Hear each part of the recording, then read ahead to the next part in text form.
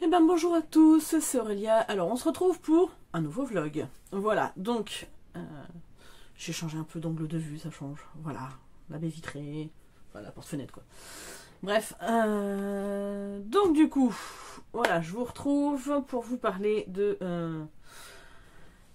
ma dernière lecture. Donc dans le cadre du challenge Zoo en folie de Ingrid la lectrice, il fallait lire un classique. Donc j'ai lu Poil de carotte de Jules Renard, parce qu'il m'est tombé dans les mains l'autre jour, voilà, quand j'étais en train de faire du tri. Et je me suis dit, bah je le lis et il s'en va. Et oui, il s'en va, clairement. Mon Dieu, mon Dieu, mon Dieu. Alors, Poil de carotte, c'est en vrai l'histoire de Jules Renard, hein, en fait. C'est un peu sa vie qu'il a romancée.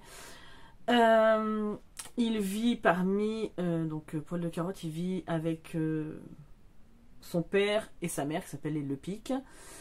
Et son frère... grand frère Albert, pas Félix, voilà, tout à fait Albert complètement, et sa sœur qui s'appelle Ernestine. Voilà, ils ont une employée de maison, enfin une bonne quoi, qui s'appelle Honorine. Et donc en fait on va suivre un peu l'enfance de Poil de carotte, qui est le petit dernier, qui fait des bêtises, mais comme des bêtises d'enfants de son âge. Donc son père, il a une vraie complicité avec son père, beaucoup moins que sa mère. Sa mère lui tape pas mal dessus. Donc déjà, bon, voilà, hein, moi les sévices, je dis pas. Alors, attention, hein. Voilà, spoiler alerte, on va me le dire. Oui, ça m'est déjà arrivé de mettre une fessée à ma fille. Oui, parce que clairement, voilà. Mais c'est d'énervement et surtout de peur. La plus grosse qu'elle a eue, je pense que c'était une fois. Elle m'a lâché la main et elle s'est enfuie sur la route. Elle avait quoi, 3 ans. Oh, voilà, hein, moi je l'ai vue percutée par une bagnole, quoi. Donc voilà, bah, c'est de peur. Hein. Voilà, clairement, on va le dire, c'est déjà arrivé. Donc je vais pas jeter la pierre à partir du moment où c'est pas des sévices régulières. Hein, je veux dire, des fois, bah, ça échappe. Hein. Voilà, bref, donc vous savez tout, hein, ça m'est déjà arrivé. Voilà, hein, après, bah, comme ça, envoyez-moi la police si vous voulez. Bref, mais donc du coup, là, clairement, on est donc le pauvre, un peu à chaque fois qu'il fait un truc, il s'en mange une, hein, clairement. C'est tout le temps la menace qui lui pèse dessus. Moi, je menace pas ma fille de lui foutre une raclée. Hein, voilà. Si, des fois, je lui dis, hein, tu vas prendre une fessée, mais en fait, voilà, c'est pas mon truc, donc... Mais voilà, et à côté de ça, ben, Poil de carotte est un enfant qui vit auprès de son frère et sa sœur. Donc en fait, c'est surtout lui qui fait les corvées finalement, puisque bon, le frère et la sœur pas trop. À côté de ça, donc son père est un chasseur, donc Poil de carotte va aussi à la chasse. C'est un enfant qui aime apprendre surtout le français, ce genre de choses. Mais il y a eu des passages, mon Dieu, il a fallu que... Parce que c'est pas la même époque, d'accord? On est dans les années 1800... Enfin, fin 1800, début 1900, je pense. Et quand il vous fait la façon dont il tue certains animaux et tout, et là... Voilà, alors moi je peux pas, hein, en fait, non mais clairement quoi. Alors oui, c'est une autre époque, on est d'accord. Mais Poil de carotte, il y va fort, quoi. Hein. Des fois, t'as envie de dire... voilà, hein. Bon, bref. Du coup, je l'ai lu. Alors, ça m'a plu assez pour que je le lise entièrement. Ça va qu'il est court, il fait 187 ou 189 pages, un truc comme ça. Il m'en aurait pas fallu plus. Clairement, je lui ai à peine mis la moyenne, hein, clairement. Après, je peux comprendre que pour l'époque, c'était peut-être quelque chose de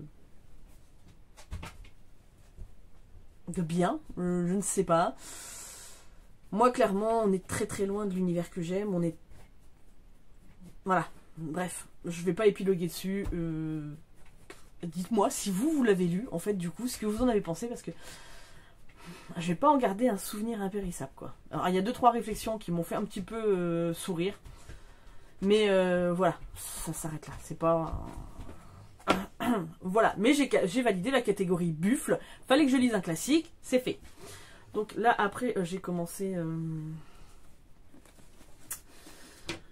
un bûcher sous la neige de Susan Fletcher, donc aux éditions J'ai lu. Donc je sais que je voulais le faire en lecture commune avec ma copine Ingrid la lectrice, sauf qu'elle l'avait déjà démarré. avant qu'on en parle. Donc voilà, là j'en suis à 67 pages. Voilà. Pour l'instant j'aime bien. Donc en fait on est en Écosse. Corag, alors je sais pas comment ça se dit trop, hein. Je pense que je le prononce très mal mais c'est pas grave. A été arrêtée et doit être brûlée puisqu'on la considère comme une sorcière. Donc c'est dans les années 17e siècle, c'est ça, dans les années 1600 et des bananes. Et en fait, elle a vu tout un clan se faire massacrer. Donc on est dans pleine guerre de religion, hein, entre et de, enfin, même pas religion, j'ai des conneries. Il est question de religion, mais c'est la guerre entre deux prétendants au trône. Voilà, en gros, c'est ça. Et du coup, bah, y a ceux qui sont pour le roi actuel et ceux qui veulent rétablir l'ancienne famille à dans la monarchie. Bref, donc elle se retrouve un peu au milieu de tout ça. Elle, la politique, ça n'intéresse clairement pas. Mais donc elle va voir ce fameux clan se faire massacrer qui était, alors que je vous dise pas de bêtises, jacobites. Donc c'est-à-dire qu'ils étaient pour l'ancienne famille, donc Jacques Ier, un truc comme ça, ou Jacques II, je ne sais plus, qui fait face au roi Guillaume, qui est le roi actuel. Voilà. J'espère que c'est pas trop difficile de comprendre, mais en gros c'est ça. Et pour l'instant j'aime bien. Donc elle va se retrouver avec un homme qui va venir la voir pour essayer de comprendre ce qui s'est passé dans ce fameux clan, qui les a tués, comment, enfin bref, les tenants, les aboutissants. Donc il n'aime pas les sorcières, il a peur des sorcières, puisque pour lui c'est l'œuvre du diable et tout ça, donc lui il est clairement très religieux, voilà, enfin bref. Et il va aller la voir, donc moi j'en suis là, elle lui dit, moi je veux bien vous parler, si vous écrivez mon histoire. Donc en gros elle va lui raconter sa vie, et pour qu'elle ne soit pas oubliée. Donc voilà, j'en suis là. Et voilà, donc on est déjà à 66 pages, mais pour l'instant, franchement, j'aime beaucoup ce que j'ai. Voilà, donc je pense que ça va être une très bonne lecture. Voilà, voilà, et donc ça rentrera dans mon le challenge Zoo en folie. Donc, je ne sais plus, je crois que c'est, que je dise pas de bêtises, Pingouin. Voilà, bref. Moi, je vous laisse là. Je suis pas très présente sur le Discord, même ailleurs, parce que j'ai des choses dont peut-être je vous parlerai un jour. Mais beaucoup de rendez-vous là en ce moment. Alors, je rentrerai jamais dans les détails, clairement.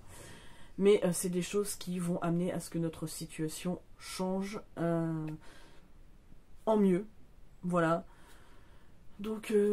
mais du coup, ça implique beaucoup de rendez-vous, beaucoup de paperasse, enfin beaucoup de choses à mettre en place. Et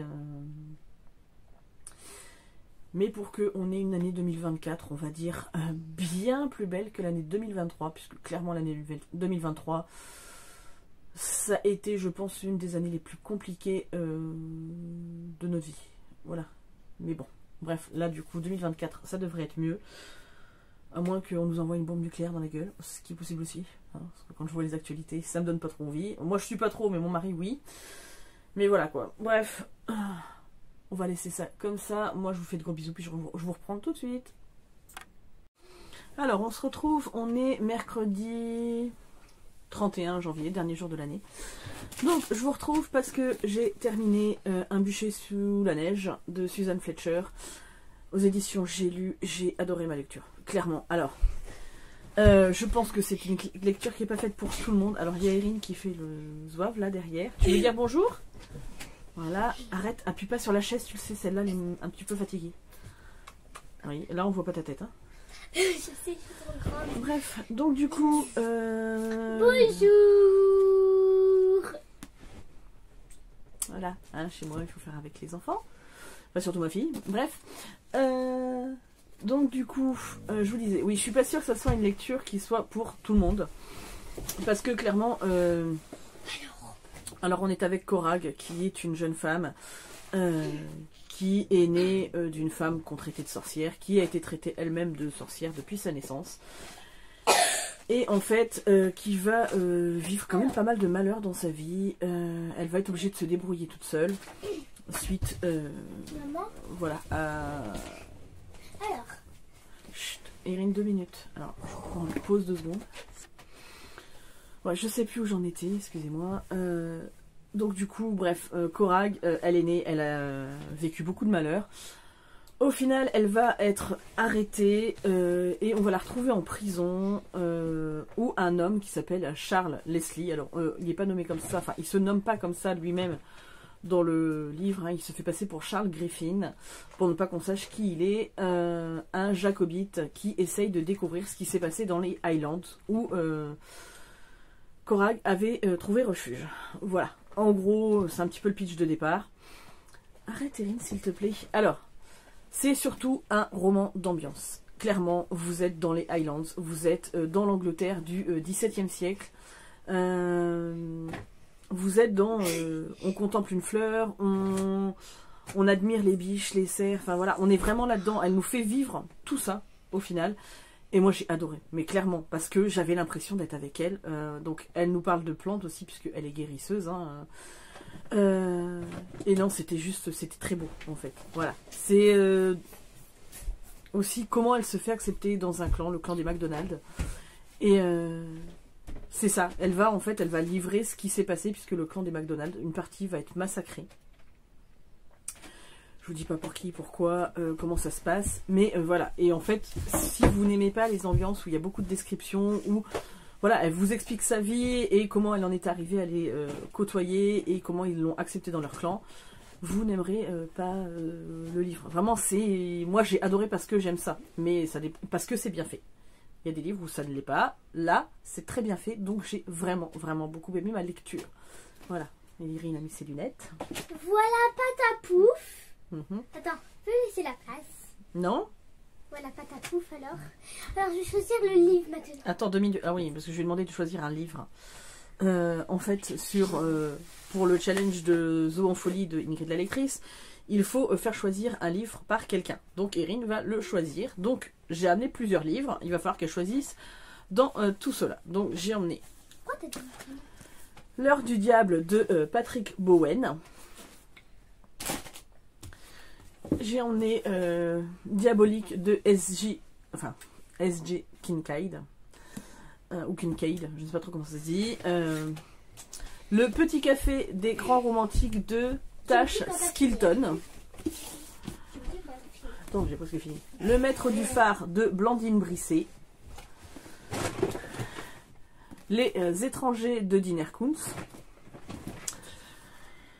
Recalé de Jort et Rosenfeld. Pas trop comment ça se dit, Jort. Oh, Jort, ou pas. Ah maman, j'ai Attends un 2 téléphone. secondes.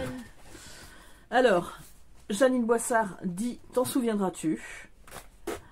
Tout quitté de Anaïs Vanel. Et La mer sans étoiles de Erin Morgenstern. Attends, quoi? Quoi? Donc, il Ça faut... s'écrit pareil en plus. Ah oui, ça s'écrit pareil. ce Attends, soir. mon prénom il s'écrit E-R-I-N. Il s'écrit là-dessus, regardez. Attends. Regarde.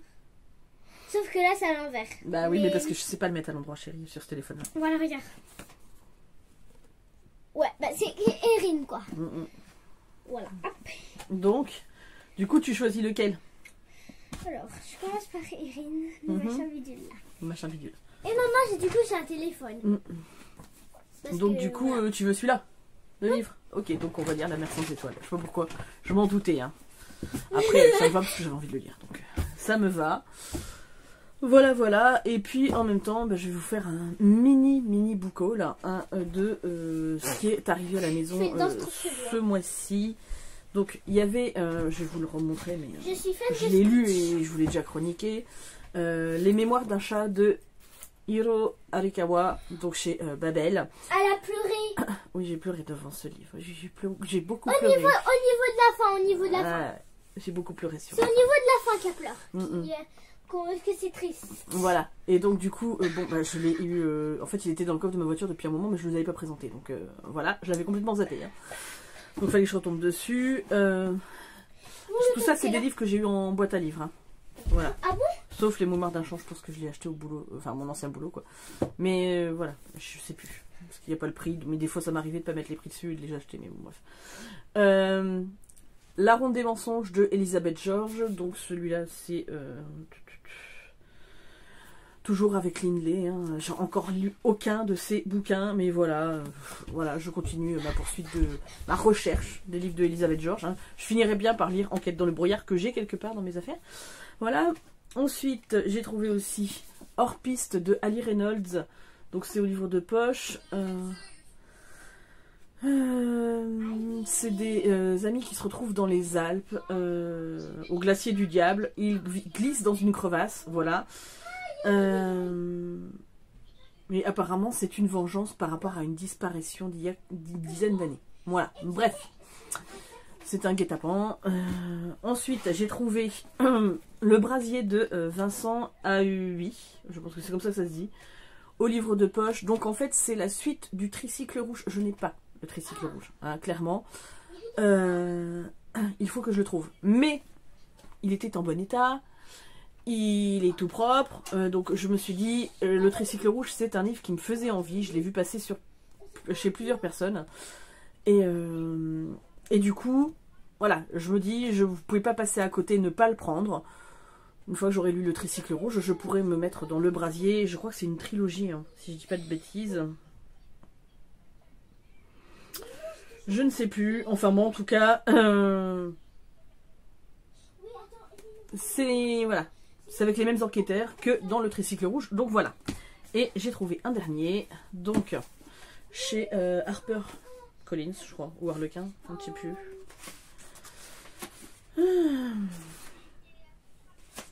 Ouais, c'est bien H. Harper Collins France, donc oui, c'est ça. Alors, Avec toi, les rêves fleurissent sous la neige de Mary McFarlane. Donc voilà, donc là on est avec une jeune femme qui va perdre sa meilleure amie, qui va décéder en fait. Et elle va se retrouver à faire un voyage avec le frère de sa meilleure amie, avec dont enfin, elle s'entendait pas du tout. Voilà, je pense qu'ils vont finir par sympathiser, machin, bref, et plus si affinité, je pense. Mais voilà, je me suis dit, alors, je vais peut-être même pas le lire maintenant, je vais peut-être me le garder pour Noël, hein, c'est fort possible.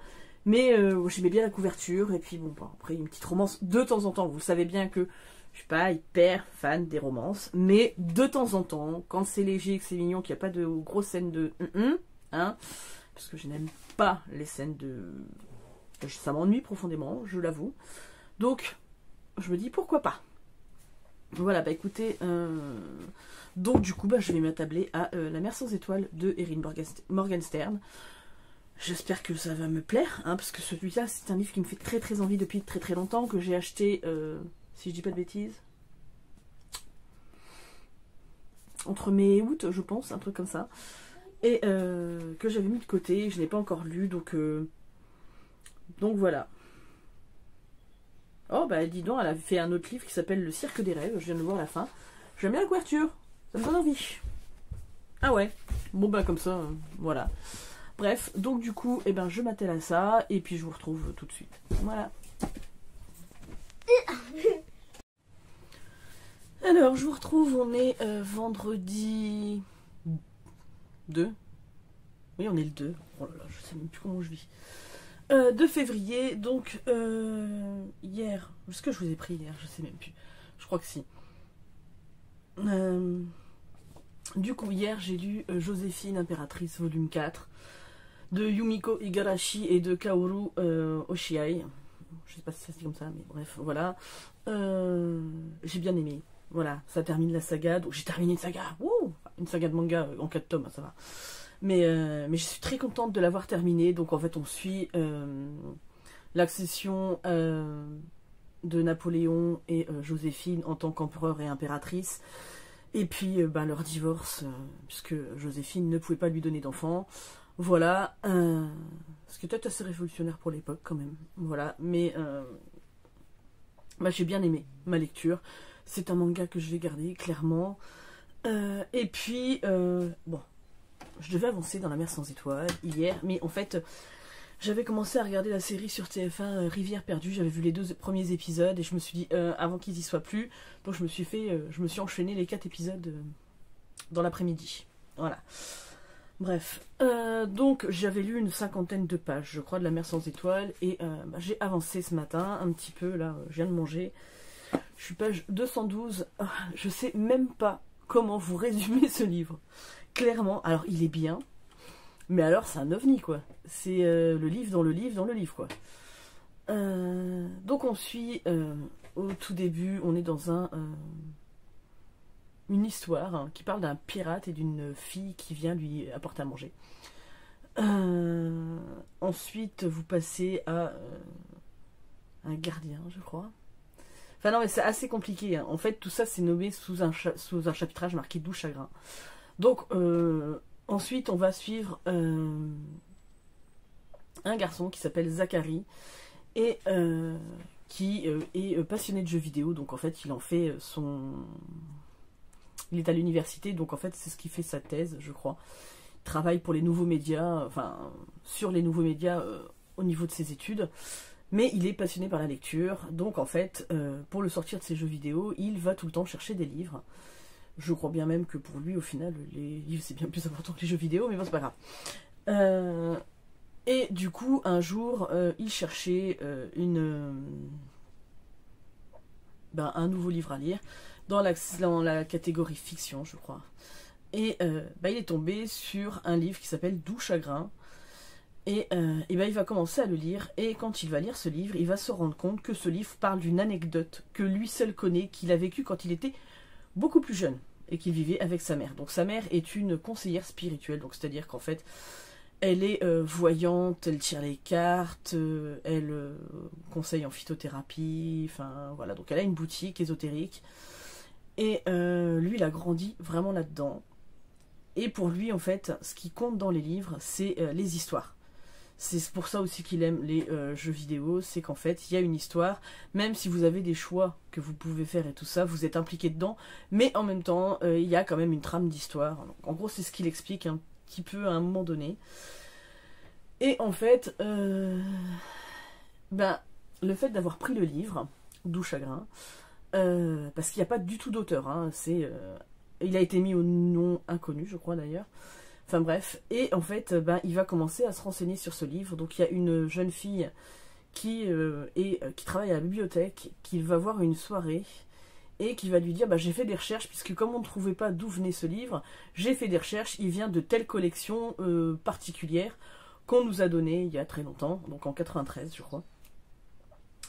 Et donc ces recherches vont le mener à découvrir des choses sur une espèce de société secrète.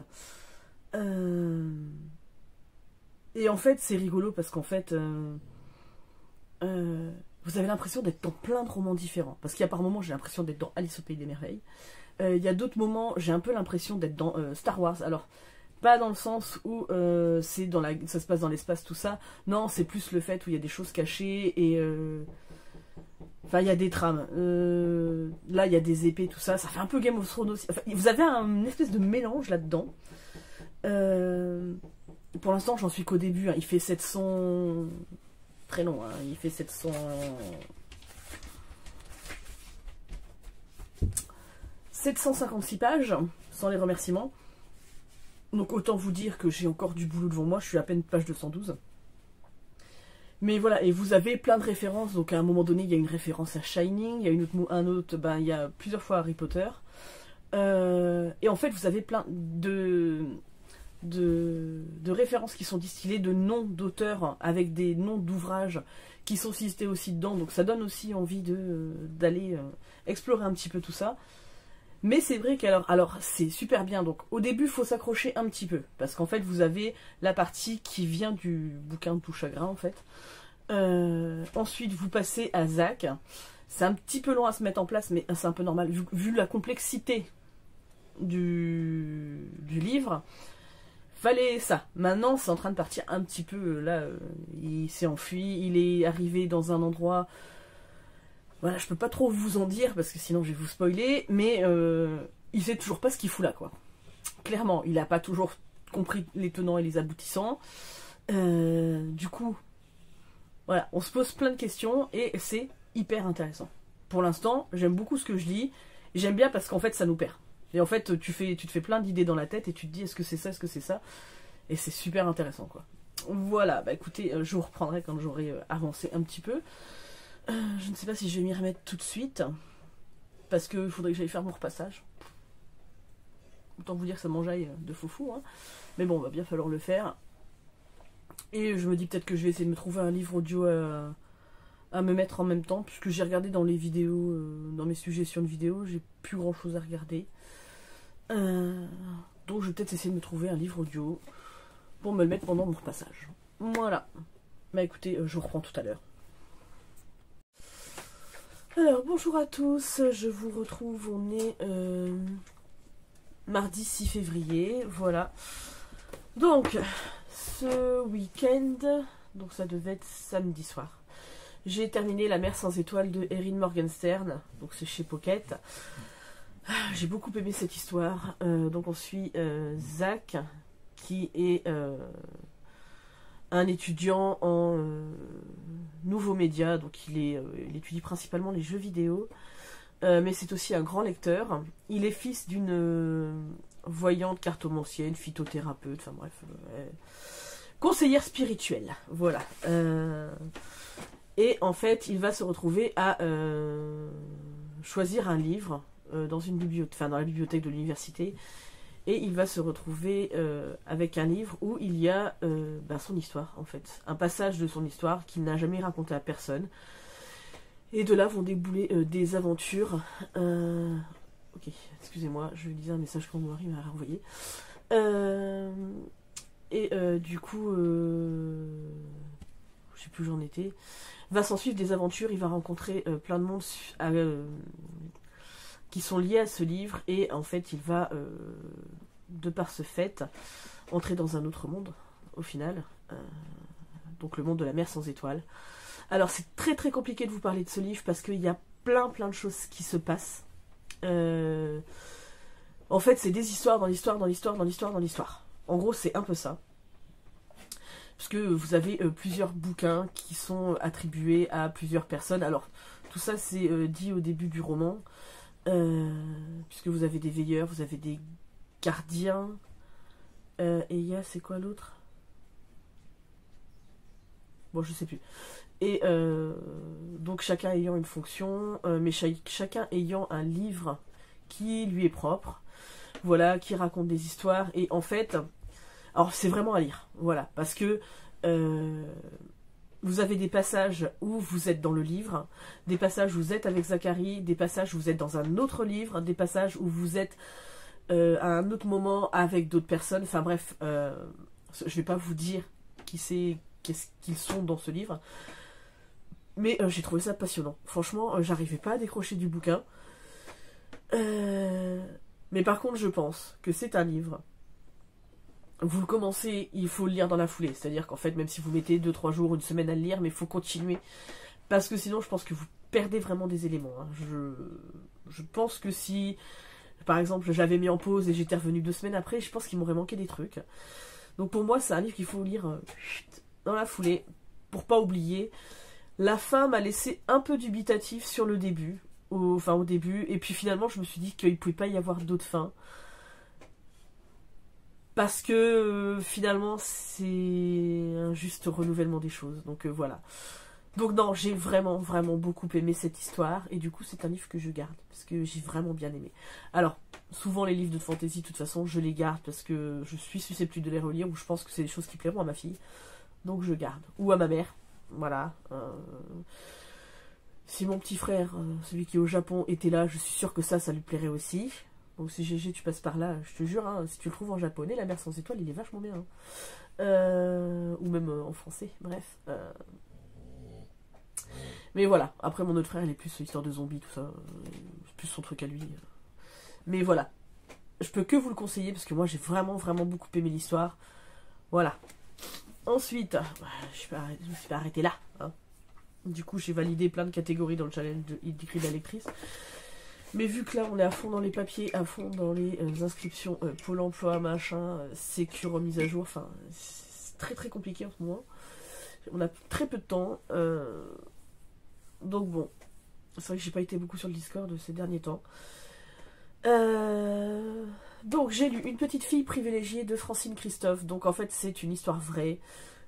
c'est Francine Christophe qui raconte ses souvenirs de sa vie quand elle était petite fille. Donc le roman débute, elle avait 6 ans, avec son papa, sa maman, ses grands-parents, elle est en vacances. Donc du côté de Deauville, si je ne me trompe pas, Deauville ou Trouville, un truc comme ça. Et en fait, eh ben son papa va être appelé, puisque la guerre débute. Et on va la retrouver à la fin du roman, elle a 12 ans, et elle a vécu dans les camps de concentration, donc à Bergen-Belsen. Donc elle en a fait plusieurs. Hein. Donc c'est marqué une petite fille privilégiée, puisqu'en fait, son père était prisonnier de guerre. Donc les gens qui étaient envoyés en camp de concentration et tout ça, mais dont l'un des membres de la famille, donc le père, la mère, je pense le conjoint, ça devait s'arrêter je pense là, étaient des personnes privilégiées. Donc c'est-à-dire que ils ont été dans la camp de concentration, mais ils n'ont pas été marqués, en fait, hein, ils n'ont pas eu de tatouage. Alors quand on dit privilégié, c'est un bien grand mot, hein. Voilà. Ils n'ont pas été envoyés dans les premiers dans les camps de concentration, on est d'accord.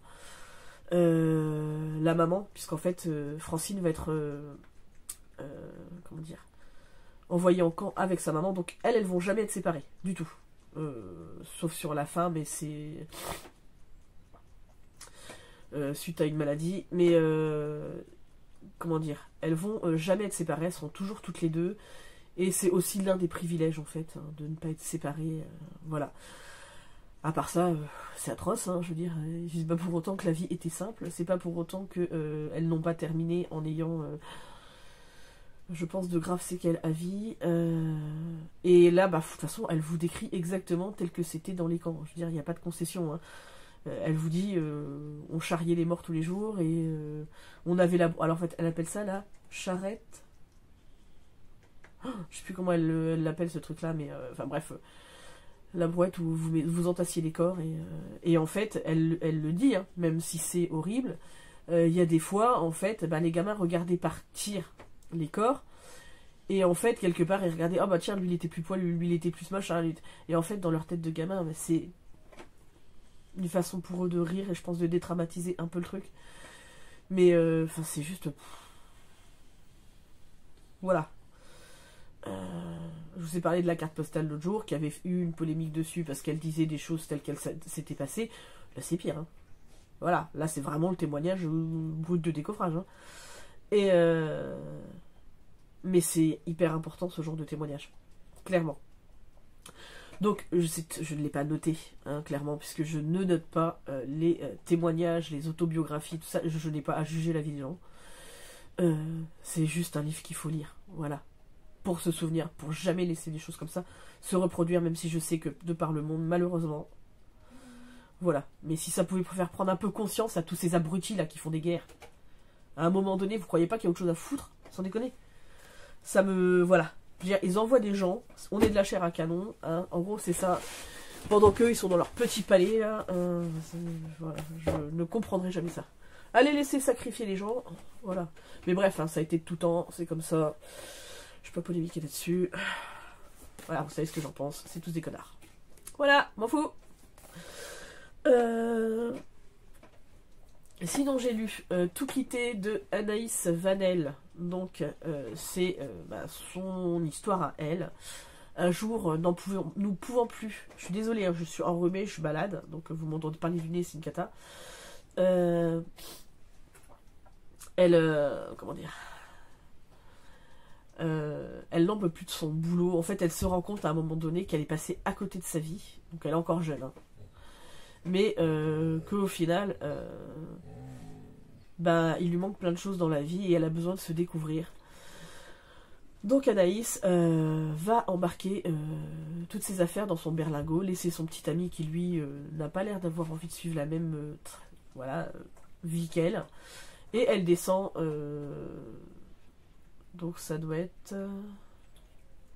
elle descend dans le sud. Bref, là où on fait du surf. Hein, je sais plus exactement où, je pense que c'est dans... côté de Bordeaux peut-être. Je sais pas, Biarritz, j'en sais rien, bref. Je me rappelle plus. Je l'ai lu très vite, hein, en même pas une heure, je l'avais fini parce qu'en fait, je vous montre un peu comment sont les pages en fait. Voilà. Donc en fait, vous avez quasi que des pages comme ça. Ça arrive une fois ou deux d'avoir une double page. Et c'est découpé en fonction des saisons. Donc vous commencez par je crois que c'est l'automne, jusqu'à arriver à l'été. Et donc en gros une année avec elle. Hein. Et ce qu'elle découvre, comment elle se redécouvre. Et voilà, donc celui-là je vais le valider avec la catégorie, je crois. Je ne suis pas l'outre. Enfin bref, où on parle de plage, de mer, tout ça. Parce que là, de toute façon, on parle de la mer, du surf. Voilà, et de la plage. Voilà. Donc clairement, alors, je peux pas vous dire j'ai aimé ou j'ai pas aimé, j'ai lu. C'est pas désagréable parce que ça se lit très vite. Et que ben au final voilà, vous suivez son évolution. Je vais pas dire que j'ai détesté parce que c'est pas le cas. Je n'ai pas été transcendée non plus. Ça se lit.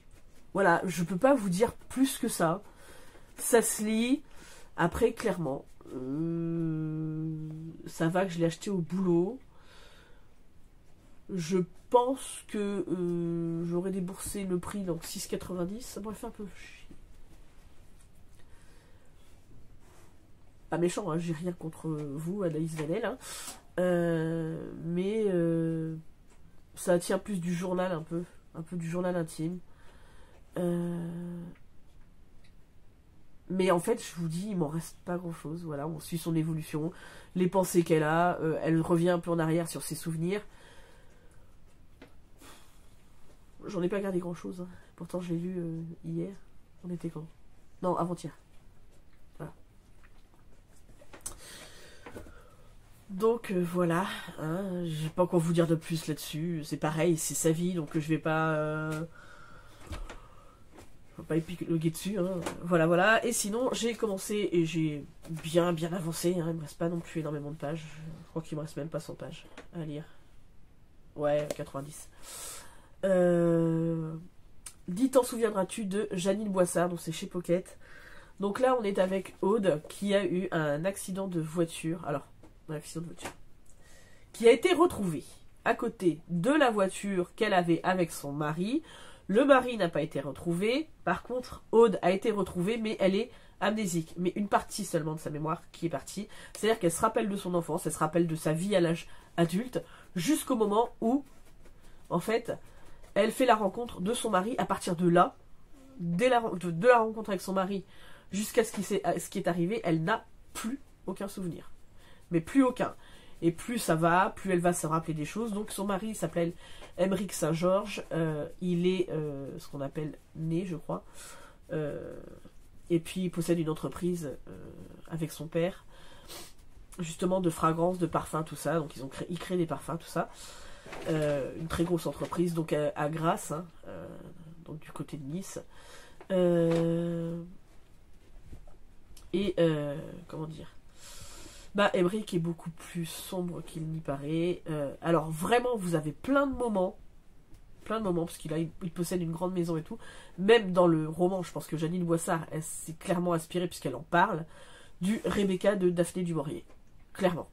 Voilà, sauf que là, on est dans le côté beaucoup moins sympa du Rebecca, quoi, hein, voilà. Puisque Aymeric, c'est pas le mec le plus sympa de la planète. Alors là, on commence à découvrir des choses sur lui. Et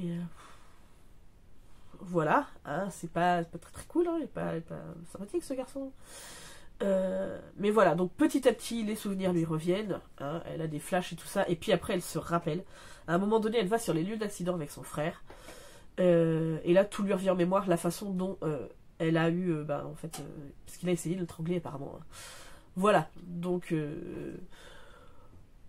voilà, mais c'est super intéressant. Pour l'instant, je suis à fond dans ce que je lis, j'aime beaucoup. Alors oui, voilà, il y a des références à Rebecca, clairement, puisque bon, je pense qu'elle s'est inspirée de cette histoire pour en faire une autre. Mais bon, Rebecca, c'est un de mes coups de cœur 2022. Vraiment, j'ai adoré ce bouquin. Donc ça me fait plaisir de retrouver un peu des petites références comme ça par-ci par-là, sachant qu'on s'éloigne quand même du thème, même s'il y a l'ex-femme qui a disparu, voilà, qui est morte, hein, voilà, ça aussi dedans. Bref. Donc ouais, pour l'instant, j'aime beaucoup ce que je lis. Je pense que là, je vais terminer avant que mon mari rentre, parce qu'il me reste pas grand chose à faire, enfin à lire, et puis si j'ai le temps je vous en reparlerai, c'est pas dit, parce que quand il est là j'aime pas filmer, mais bon, voilà. Si quand on avait la maison ça allait, je pouvais me mettre dans une pièce à part, là c'est un peu compliqué, voilà. Bref, en attendant, je vais aller continuer ma lecture, ça va me faire du bien. Alors, je vous retrouve même pas une heure après avoir commencé, avoir fait mon autre vidéo. J'ai terminé Dis t'en souviendras-tu de Jeannine Boissard. J'ai beaucoup aimé ma lecture. C'est passionnant, c'est vraiment, alors... c'est ça, c'est entre le Rebecca de Daphné du Maurier et un Mary Higgins Clark. Voilà, je sais qu'elle elle écrit des histoires toujours un peu à suspense, machin, enfin... C'est une valeur sûre, Mary Higgins Clark. Et enfin, en fait, vous êtes entre les deux. Voilà. J'ai vraiment beaucoup aimé ma lecture. Je peux que vous la recommander. Si vous aimez ce genre d'histoire, voilà. Après, on passe un très bon moment, ça se lit tout seul, ça se lit très vite. Voilà, genre si vous faites une semaine, 7 jours 7 livres, ou une semaine à 1000 pages, vous rajoutez des pages très vite parce que c'est un vrai page turner, quoi. Vraiment, vraiment. Donc voilà, donc je suis très très contente de l'avoir lu, et bah écoutez, moi je vais clôturer le vlog là, comme ça je vais essayer de vous le poster dans la journée, ça serait pas mal. Mais ouais, j'avais jamais lu du Jeannine Boissard, et finalement je me dis, vu comment j'ai aimé celui-là, pourquoi pas en tester d'autres. Voilà. Bah écoutez, moi je vous fais d'énormes bisous, je remercie tout le monde d'être là, de commenter, tous les nouveaux abonnés. Voilà, moi je vous fais d'énormes bisous, je vous dis à très très vite pour une prochaine vidéo. Bye bye.